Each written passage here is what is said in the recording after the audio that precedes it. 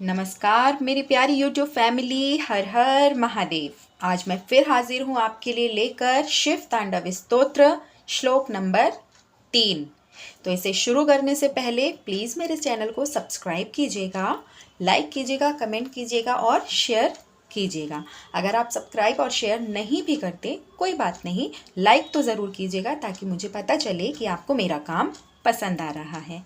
Please support me guys. Okay, चलिए शुरू करते हैं। शिव तांडव स्तोत्र श्लोक नंबर 3। धराधरेन्द्र नंदिनी, धराधरेन्द्र नंदिनी, विलास बंधु बंधुर, विलास बंधु बंधुर, स्फुरद दिगंत संतति। ये जो दा है आधा, ये यहाँ मिल जाएगा, ठीक।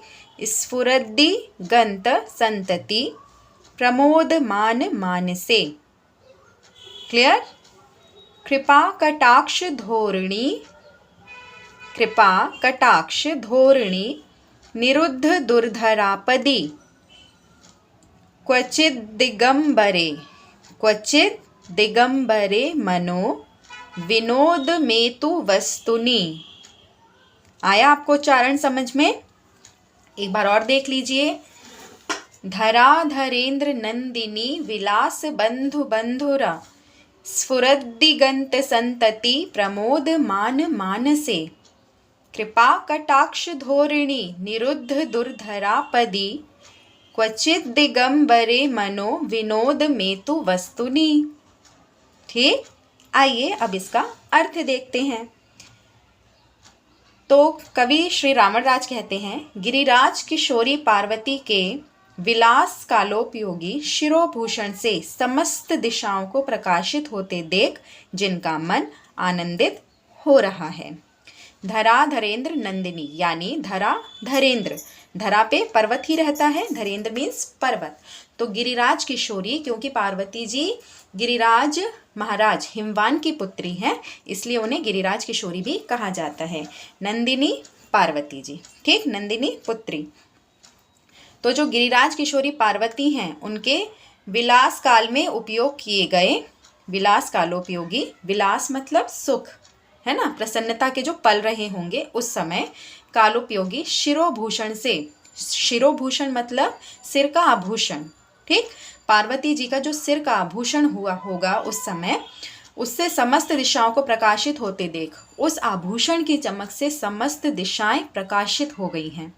और इस प्रकाश को देखकर जिनका मन आनंदित हो रहा है, यानी कि शिव जी का मन आनंदित हो रहा है। किसको देखकर? पार्वती जी के विलास काल में उपयोग किए गए सिर के आभूषण से जो समस्त दिशाएं प्रकाशवान हो गई हैं, उसे देखकर हमारे शिव जी का मन अत्यंत ही आनंदित हो रहा है। जिनकी निरंतर कृपा दृष्टि से कठिन आपत्ति का भी निवारण हो जाता है। कृपा कटाक्ष धोरिणी, निरुद्ध दुर्धरापदी, यानी कि कठिन से कठिन आपत्ति का भी निवारण हो जाता है उनकी मात्र एक कृपा दृष्टि से। ऐसे किसी दिगंबर तत्व में, क्वचित दिगंबरे मनो, ऐसे किसी दिगंबर तत्व में, दिक धन अंबर, यानी कोई ऐसा तत्व जो कि समस्त दिशाओं में और पूरे अंबर में फैला हुआ है, ऐसे किसी दिगंबर तत्व में, मनो विनोद में तु वस्तुनि, मेरा मन आनंद प्राप्त करे। विनोद में तु वस्तुनि, मेरा मन आनंद प्राप्त करे। ठीक है, तो आया आपको समझ में? श्लोक भी, उच्चारण भी और इसका अर्थ भी, ठीक, इतना भी मुश्किल नहीं है ना। चलिए अब मैं इसे आपको गा कर बताती हूँ। धराधरेन्द्र नंदिनी, विलास बंधु बंधुरा, स्फुरद्दिगंत संतति, प्रमोद मान मानसे। कृपा कटाक्ष धोरिणी, निरुद्ध दुर्धरापदी, क्वचिद दिगंबरे मनो, विनोद में तु वस्तुनि। जय शिव शंभू। ठीक है, तो आया ये चीज़ आपको सब समझ में?